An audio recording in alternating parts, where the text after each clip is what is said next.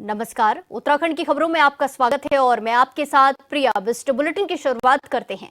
31 अक्टूबर से हर विधानसभा क्षेत्र में बीजेपी पदयात्रा करेगी। इस वक्त की बड़ी खबर आपको बताई जा रही है, जहां बीजेपी ने 2020 की तैयारियों को धार देना शुरू कर दिया है। जहां 31 अक्टूबर से हर विधानसभा क्षेत्र में बीजेपी पद देने वाली है।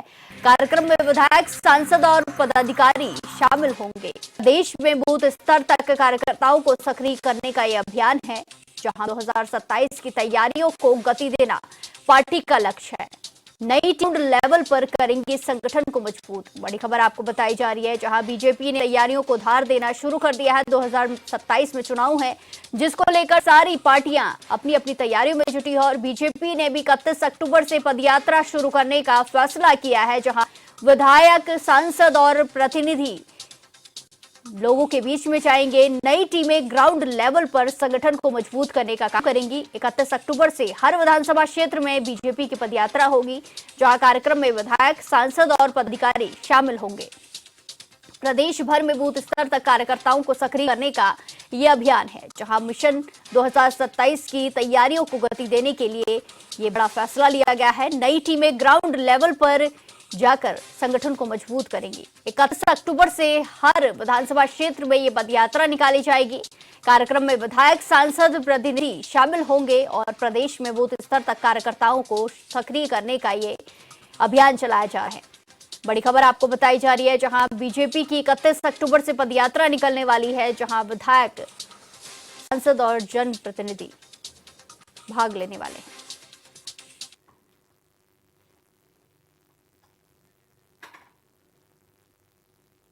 इस खबर पर ज्यादा जानकारी के साथ सीधे जुड़ेंगे हमारे संवाददाता योगेश चार्य से। योगेश, जिस तरीके से अब 31 अक्टूबर से पदयात्रा निकाली जाएगी, 2027 की तैयारी को धार देने की कोशिश की जा रही है, से पार्टियां जुट गई हैं, क्या कुछ देखने को मिल सकता है?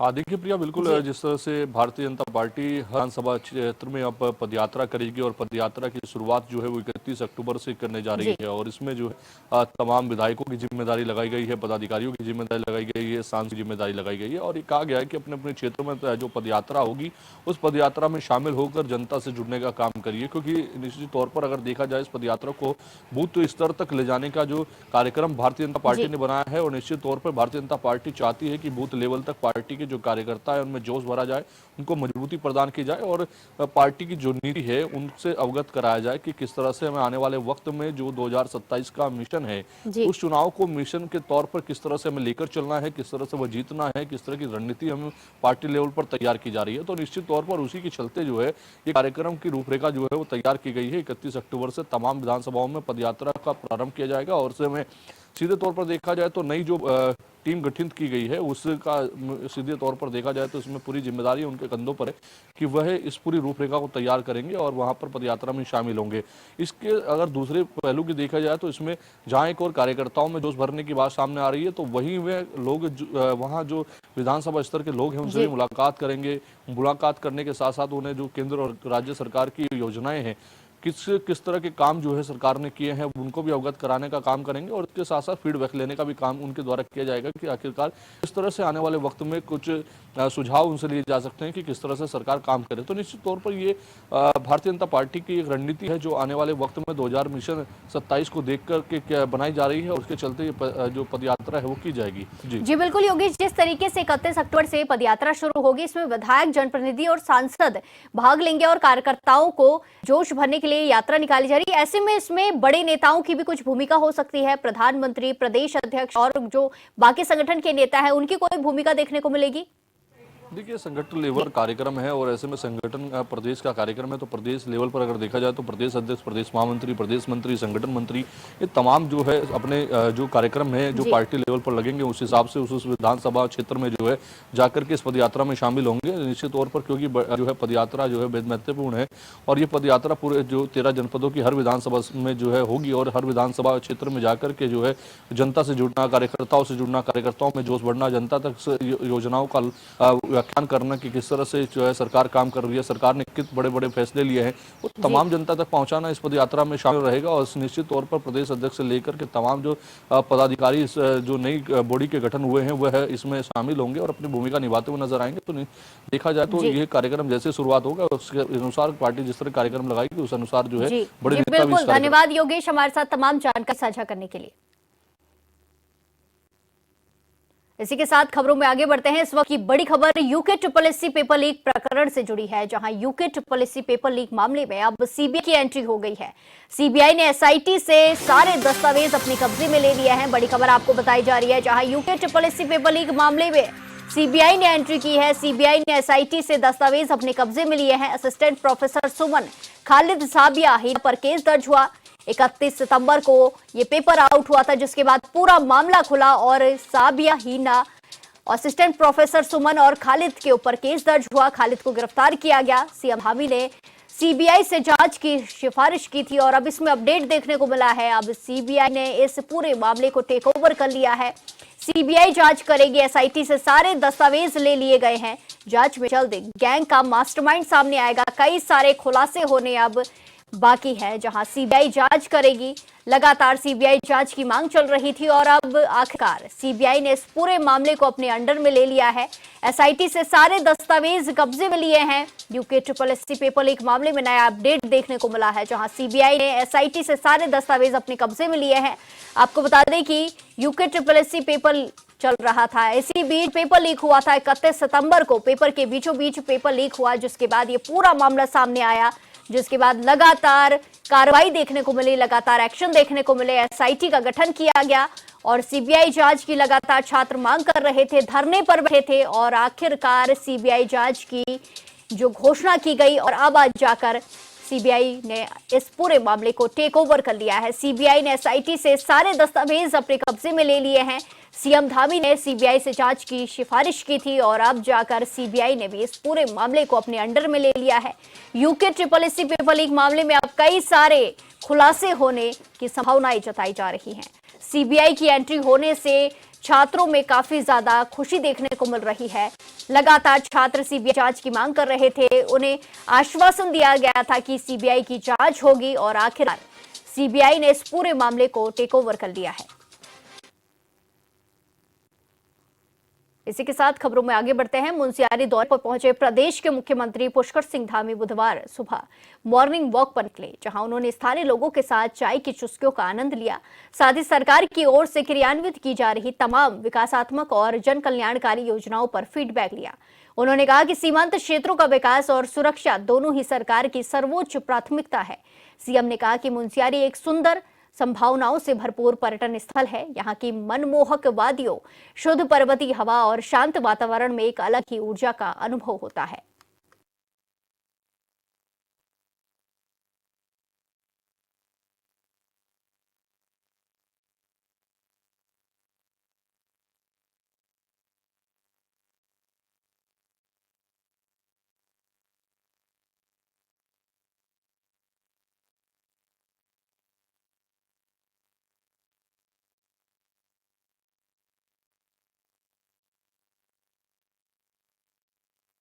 तस्वीरों में आप देख सकते हैं पिथौरागढ़ से तस्वीरें सामने आई है, जहां मुख्यमंत्री पुष्कर सिंह धामी ने लोगों से मुलाकात की है। मॉर्निंग वॉक पर मुख्यमंत्री निकले और मुख्यमंत्री ने लोगों से बातचीत की। चाय की चुस्कियां लेते भी मुख्यमंत्री नजर आए।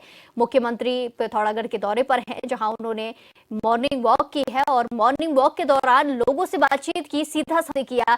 सरकार के द्वारा जो योजनाएं चलाई जा रही हैं उनके बारे में जानकारी ली कि उन्हें लाभ है या नहीं मिल रहा है। मॉर्निंग वॉक पर निकले थे सीएम धामी।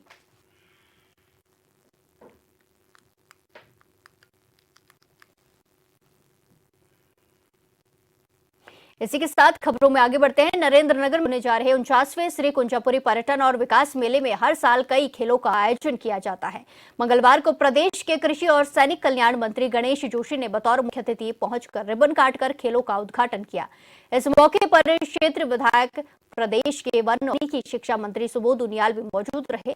इस दौरान मंत्री गणेश जोशी और सुबोध उनियाल स्कूलों की ओर से निकाली गई मार्च पास्ट की सलामी ली।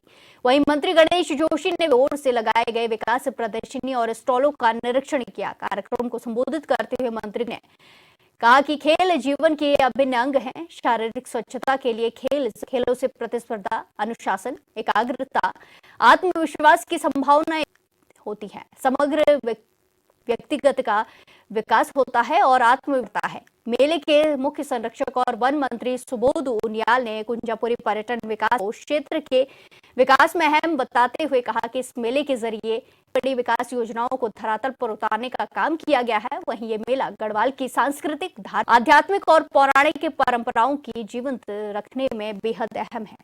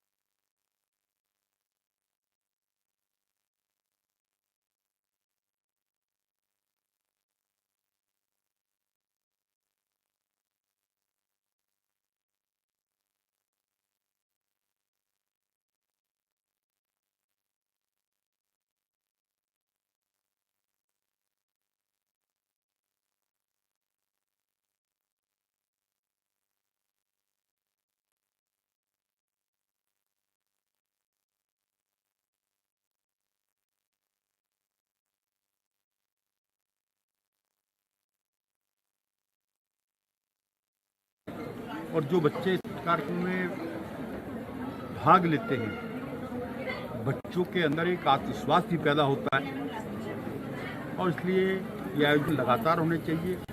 और 49वां मेला ये है, अगली बार इसका गोल्डन जुबली कहूँगा, 50वां जब होता है तो मैं आयोजकों को और यहाँ के संरक्षक और हमारे काबीना मंत्री सुबोध भाई को विशेष आभार करता हूँ कि 9 दिन तक किसी मेले का आयोजन करना एक काफ़ी सराहनीय कदम है, क्योंकि सरकार के आयोजनों में बहुत खर्च होता है, लेकिन आप अपने प्रयासों से इसको लगातार चलाते आ रहे हैं, इसके लिए मैं कुछ शुभकामनाएं देता हूँ। और यहाँ वाहक के रूप में मेरा काम करता है। छोटे बच्चों को किस तरह बड़ा मंच देकर के उनके अंदर एक कॉन्फिडेंस लेवल उनका बढ़ाता है। उसके साथ साथ हमारे देश के विभिन्न प्रांतों की संस्कृति के साथ साथ बॉलीवुड के कलाकार भी आकर यहाँ पर अपना प्रदर्शन करते हैं कि लोगों का मनोरंजन भी हो, लोगों को दूसरी संस्कृतियों की जानकारी मिले और अपनी संस्कृति का को भी एक तरह से हम संभालते हुए आगे बढ़ाकर संरक्षित करते हुए आगे बढ़ाने का काम करें।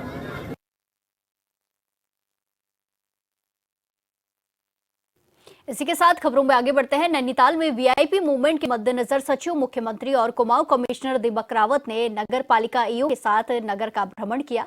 नगर भ्रमण के दौरान उन्होंने अधिशासी अधिकारी को साफ सफाई और बिजली लाइटों को दुरुस्त करने के निर्देश जारी किए। इस दौरान आयुक्त दीपक रावत ने कहा कि नगर पालिका को मॉल रोड में खराब स्ट्रीट लाइटों को ठीक करने के निर्देश देने के साथ ही मॉल रोड में लगाए जा रहे अवैध फड़ को हटाने के निर्देश भी दिए गए हैं, ताकि नगर के जाम की स्थिति उत्पन्न न हो सके। उन्होंने पालिका की ओर से किए जा रहे सफाई और कार्यों को संतोषजनक बताते हुए कहा कि नगर में वीआईपी मूवमेंट को देखते हुए नगर को साफ सुथरा रखना जरूरी है।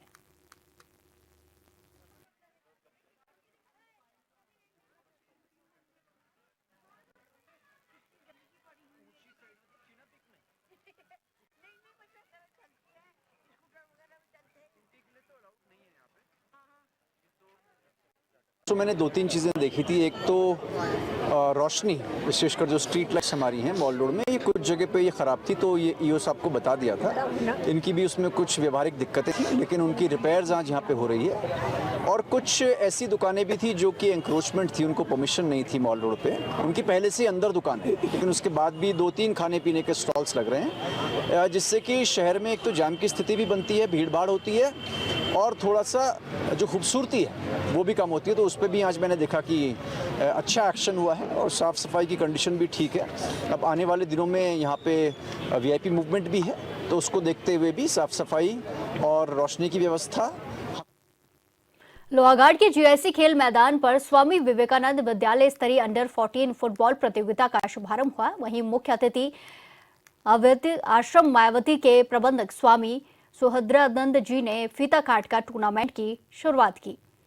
उन्होंने हाईस्कूल के प्रयासों की सराहना करते हुए नन्हे फुटबॉलरों से परिचय लिया और नशे से दूर रहने की सलाह दी। प्रतियोगिता के आयोजक फुटबॉल कोच नितेश डेग और शिक्षक ब्रजेश डेग ने बताया कि प्रतियोगिता मुख्य उद्देश्य नशा मुक्त किशोर पीढ़ी और फुटबॉल प्रतिभाओं को है। उन्होंने कहा कि खेल ऐसा सशक्त माध्यम है जिससे किशोर नशे और मोबाइल से हैं। साथ ही उन्होंने सभी अभिभावकों से अपने अपने बच्चों को अधिक से अधिक खेलों से जोड़ने की अपील है।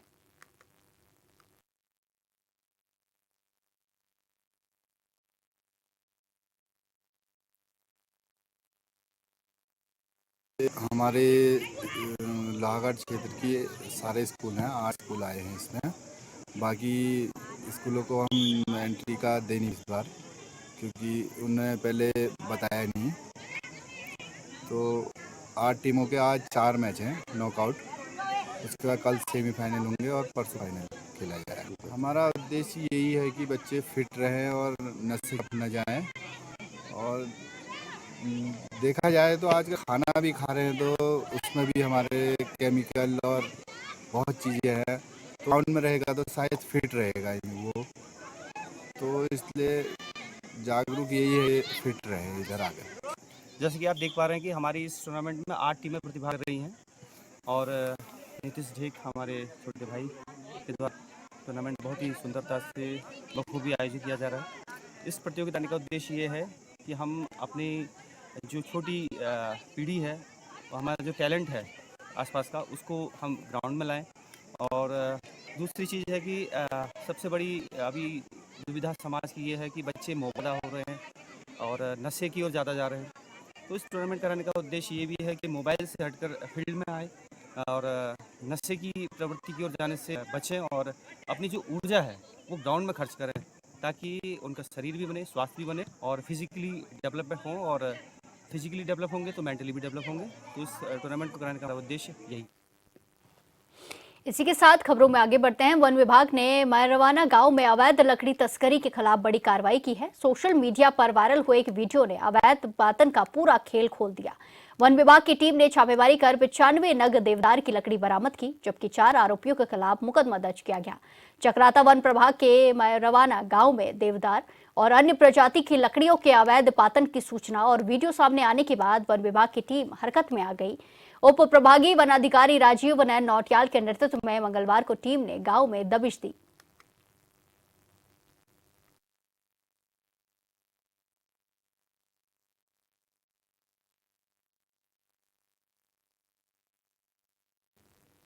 इस बुलेटिन में फिलहाल के लिए इतना ही। बाकी तमाम खबरों के लिए देखते रहिए HNN 24/7। नमस्कार।